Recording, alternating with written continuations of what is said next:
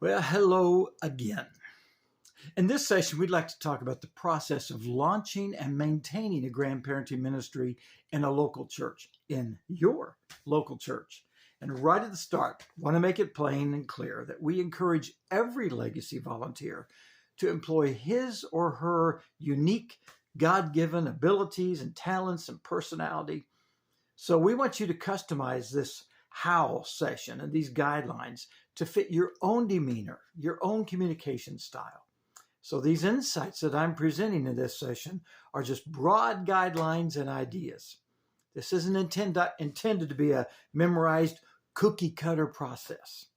You focus on being contagiously enthusiastic for the mission of leaving a spiritual legacy in the lives of our descendants. This isn't the time to be timid or shy. And pastors, although the task of launching a local church grandparenting ministry lies primarily with those champions that are watching this video, along with the support of a legacy ambassador, I want you to go over this material with us. First of all, because you simply need to be acquainted with this process. And secondly, because you may preach your powerful grandparenting ministry sermon in a local church and receive a powerful response from some of the church members who hear that sermon. And they're eager to take the next step. But there's no legacy ambassador available in that region.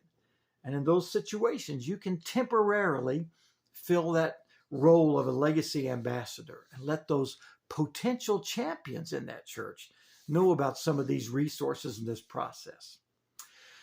I basically want to go over two documents in this session, both of which are available on the Legacy website. The first document is 5 Reasons to Begin a Grandparenting Ministry. Now, this document helps to clearly define the why as you begin approaching your pastor and other church influencers about launching a local church grandparenting ministry in your congregation. There needs to be some official approval and buy-in on the part of the congregational leadership. Now, the goal is to schedule a 60-minute chat, maybe in an office or a coffee shop or some other comfortable gathering where there's not a lot of distractions. And at that visit, the topics that you want to briefly touch on are the biblical mandate for intentional Christian grandparents, your personal testimony of your intentional grandparenting journey, how the Legacy Coalition developed and its vision and mission, what's happening in some other places that have started a grandparenting ministry. Now, if time and the circumstances and environment permit, you may want to use your laptop or cell phone to show one of the many powerful videos that are now available on the Legacy website. Larry Fowler's video on the home page of the website is perfect for this initial meeting. And then briefly, but passionately, go over these 5 insights. Reason number 1 for starting a grandparenting ministry in your church is that this vital ministry can give your ministry to senior adults some new energy and focus. And obviously, first, let me note that a grandparenting ministry is not solely focused on senior adults. The average age for first-time grandparents in America is 47. I've met a woman who became a first-time grandparent at the age of 33. But obviously, a large portion of grandparents are senior adults. And there seems to be a decrease of interest in traditional senior adult ministries. But those same folks that may not be interested in a senior adult ministry love their grandkids. And they're deeply concerned about the future for those grandkids. And helping them to focus on that loving relationship can give them some new purpose and direction. Second, a ministry to grandparents can help them see younger people with some new eyes.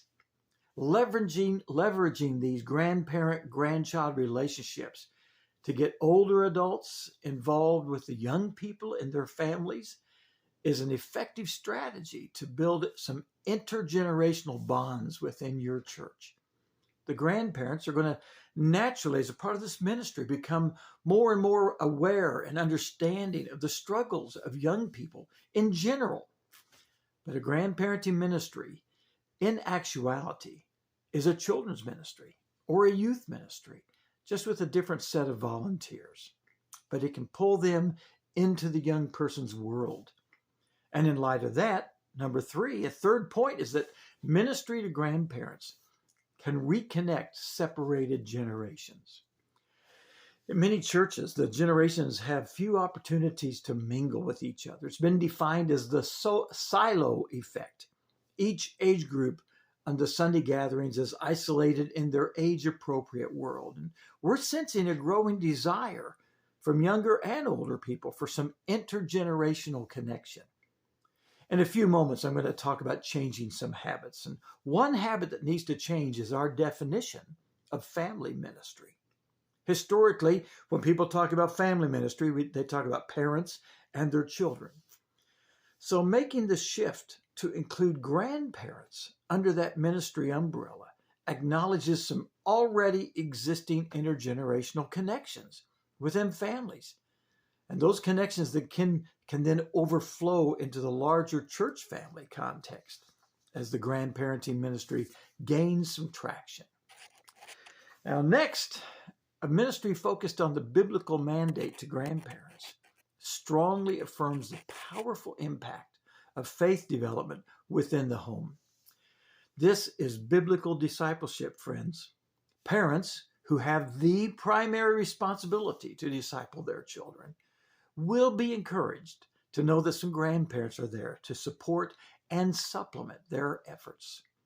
And if the parents are not active in the faith at all, the children will still be blessed because someone who loves them deeply is spiritually investing in them.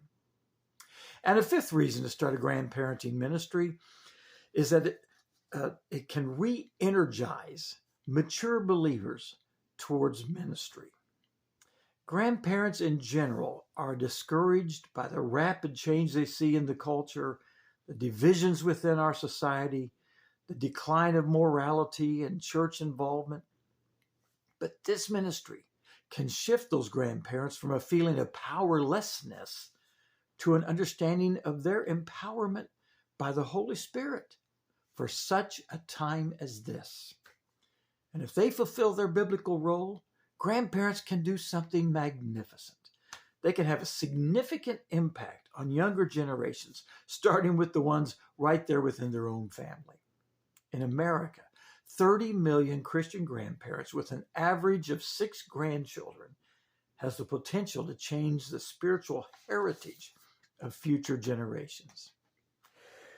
Now, the second document I want to introduce you to and want you to use as you go through this launching process is starting a grandparenting ministry in your church. Once you've answered the why question, and the church leadership is fully supportive of a ministry to grandparents, it's time to address the how issue. And we sense that 6 steps are vital to launching a healthy grandparenting ministry. Step 1, you're going to need a team of key leaders from your church that should be gathered together. These are folks who've been impacted by the calling to intentional Christian grandparenting, and they're committed to initiating a ministry in your church. Perhaps they attended a Grandparenting Matters seminar or the Legacy Annual Summit, or they read a book about intentional grandparenting, or they've been viewing the Grand Monday Night webinars. Whatever, having some friends with this shared vision and passion is a tremendous blessing as you walk the path of launching a ministry. And then, secondly, it's a tremendous boost to have the blessing of the church pastor, along with the larger congregational leadership team. Now, the basic elements of this step were outlined in the first part of this video session. So let's just move on to step 3. And that is a core group, your core group that you've gathered, will plan an event that will cast the vision of intentional grandparenting to the larger church family. Now, you know your congregation very well, so you can fit the event to fit the culture of your church. Perhaps you'll host a Grandparenting Matters live seminar at your church, or use the seminar DVD for a series of classes. It may be a banquet with a guest speaker. How about inviting one of the legacy pastors to come and preach at your church on Grandparenting Day in September? Just leverage the creativity of your core group as you plan this event. And obviously this event is where you will begin to gather data, names, addresses, emails from interested attendees who are getting some interest perked up about this ministry. And at these events, be sure to emphasize the larger inclusiveness of intentional grandparenting. The grandparenting ministry is also for great grandparents. It's for soon-to-be grandparents. It's for grandparents who are functioning as parents and raising their grandkids. It's even for aunts and uncles. Step 4 is what I mentioned earlier, a change of habit. And that simply means that this concept of Christian grandparenting is increasingly infused into the life of the church in a wide variety of ways. For example, whenever the pastor mentions family in a sermon, he specifically includes grandparents. Inviting grandparents on stage for baby dedication services makes a strong statement. Giving prominence to announcements about the grandparenting ministry events shows congregational support. Perhaps a monthly article in the church newsletter. A lot of ideas. But the role of grandparents has been habitually minimized and ignored. Let's change that habit. Now, step 5 is the meat and potatoes of the grandparenting ministry, regularly scheduled gatherings of grandparents, great-grandparents, and other interested folks. Because we, intentional grandparents, need consistent encouragement, motivation, some practical ideas for carrying out our ministry. And these regular gatherings include prayers for our grandkids in difficult situations, learning and training opportunities, sharing resources, fellowship with others who share the same focus. The group members can help each of us avoid drifting from that vital mission of intentional grandparenting. In the next session, I'll share some more detailed information about some possible elements of these regular gatherings. And then finally, the final step to launching your grandparenting ministry involves planning a grand activity. And the purpose of this grand activity is to make the entire congregation aware of the inauguration of your ministry. It could be as simple as a brief creative video shown in the Sunday services, or it could be as grand as a grandparenting ministry fair with booths and a storytelling area, and refreshments and rides and bounce houses and so on. Again, harness the creativity of your core team in planning this grand event. Well, that's certainly enough to absorb right now. In our final session, I'll make you aware of some models and some resources that can help make your grandparenting ministry powerfully effective. Thanks again for being a part of this training, and I'll see you in the next session.